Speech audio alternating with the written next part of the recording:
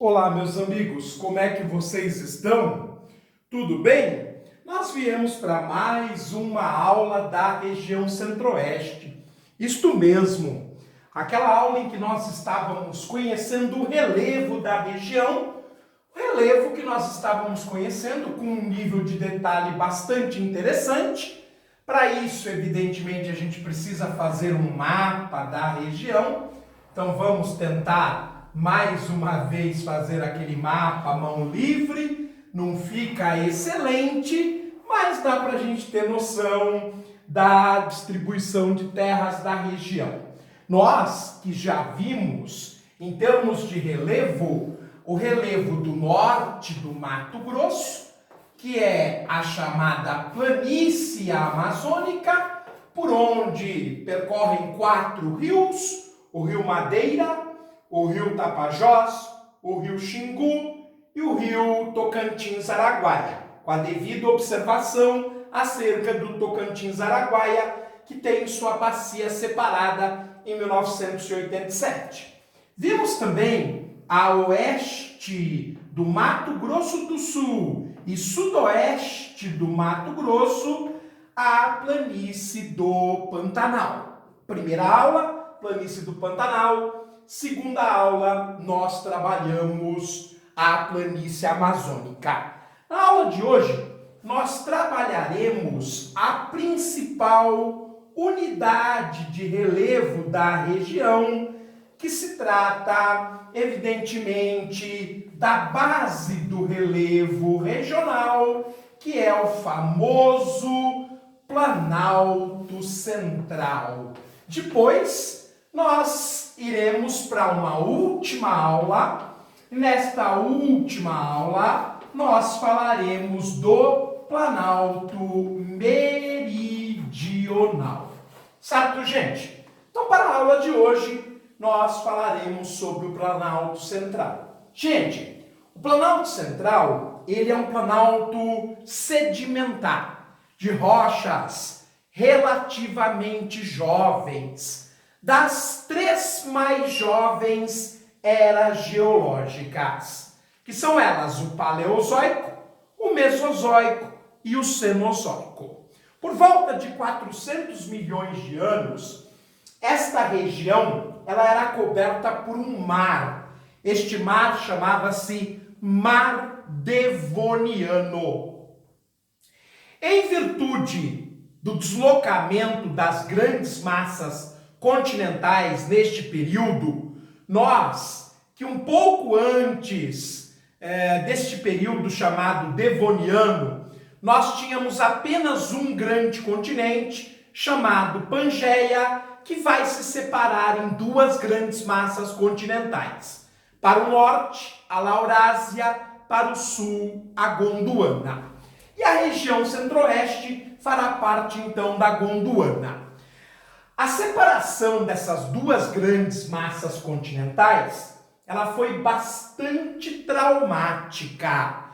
Suficiente para, por exemplo, nós termos através de uma grande fenda na rocha, chamada geoclase, um derramamento vulcânico enorme que vai cobrir o sul da região centro-oeste, dando origem ao chamado Planalto Meridional. Mas, na medida em que esta região ia se deslocando, e ela que está numa placa tectônica chamada placa sul-americana, ela acaba por encontrar uma placa chamada placa de Nazca. O contato da placa sul-americana com a placa de Nazca forma a Cordilheira dos Andes. E a formação da Cordilheira dos Andes, ela vai lentamente elevando todo o centro do Brasil. Primeiro nós tivemos uma elevação provocada pelo surgimento do Planalto Meridional.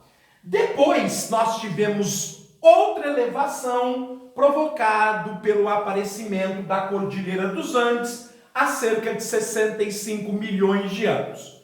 Então podemos dizer que entre 400 milhões de anos antes do presente, no Devoniano, e no início da Era Cenozoica, há 65 milhões de anos, toda a região centro-oeste está sendo alavancada, saindo do fundo do mar e indo para a superfície, até que ela emerge.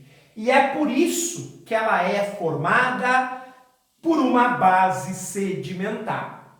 Claro que os agentes externos começam a esculpir esta parte sedimentar e nos pontos mais frágeis, claro que a corrosão é muito maior e acaba por aparecer uma estrutura tabular, um planalto tabular. Bem, planalto nós já sabemos que é um local onde predomina o processo de intemperismo, que é o desgaste do relevo sem transporte, e a erosão, que é o desgaste do relevo com o transporte do material, com o deslocamento do material. Então esse nome, planalto, está ligado a esses dois processos, o intemperismo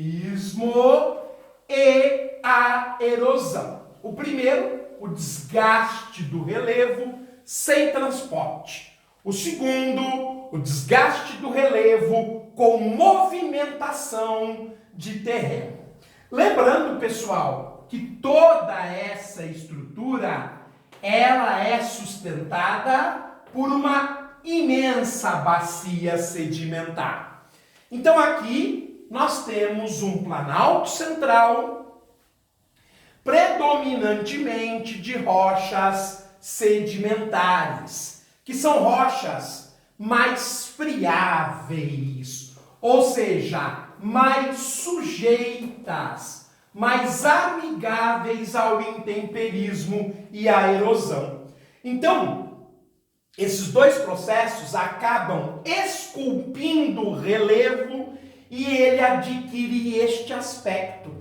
Este tipo de planalto, ele é chamado de planalto tabular, porque se você olhar na parte superior, dá a impressão que é uma tábua. Note que essa parte superior é bastante reta, porém, essa parte é uma parte mais resistente, por isso se desgastou menos, mas além do topo plano, esse tipo de planalto, ele possui muitas escarpas, conhecido também como vertentes. Nestes locais, nas escarpas ou vertentes, o desgaste, o intemperismo, a erosão são mais significativos. Este tipo de planalto chama-se tabular. A unidade de relevo que eu vou destacar aqui é isto, parece-se com uma mesa. Aqui no Brasil, nós chamamos ela de chapadas. Então, o Planalto Central, ele é muito famoso pelas inúmeras chapadas. Gente, essas chapadas, então, têm um topo plano característico e uma escarpa lateral. Muito bem! É o que chamamos de chapadas e os ibéricos preferem chamar de mesetas ou mesetas, porque para eles se parece com uma mesa. E lembra mesmo, topo plano e as pernas laterais. Pois bem, gente, nós temos várias chapadas famosas na região.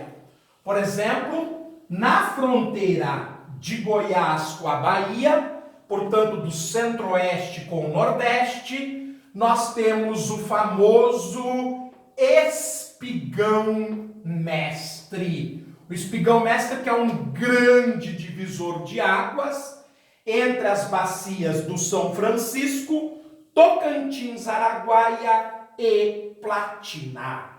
No interior de Goiás, nós temos uma chapada belíssima, chamada Chapada dos Veadeiros, ponto turístico do território brasileiro. Chapada dos Veadeiros. Outra chapada belíssima está no norte de Cuiabá, também um ponto turístico, a Chapada dos Guimarães. Chapada dos Guimarães, que fica a norte, a cerca de 1 hora a norte de Cuiabá. E por fim, entre Rondônia e o Mato Grosso, nós temos a Chapada dos Parecis, igualmente bela, mas é uma região ainda pouco explorada pelo turismo, o que é um desperdício. No entanto, ela vem sendo ocupada nos últimos 30 anos pela soja. Hoje nós temos aqui grandes propriedades produtoras de soja, entre as maiores do planeta. Meus amigos, desta maneira, nós por hoje encerramos a aula da região Centro-Oeste. Isso mesmo, fechamos com o Planalto Central e para a próxima aula nós falaremos sobre o Planalto Meridional, que vai pegar uma parte sudeste do Mato Grosso, sul de Goiás e o sul do Mato Grosso do Sul. Fiquem bem, tudo de bom, até a próxima.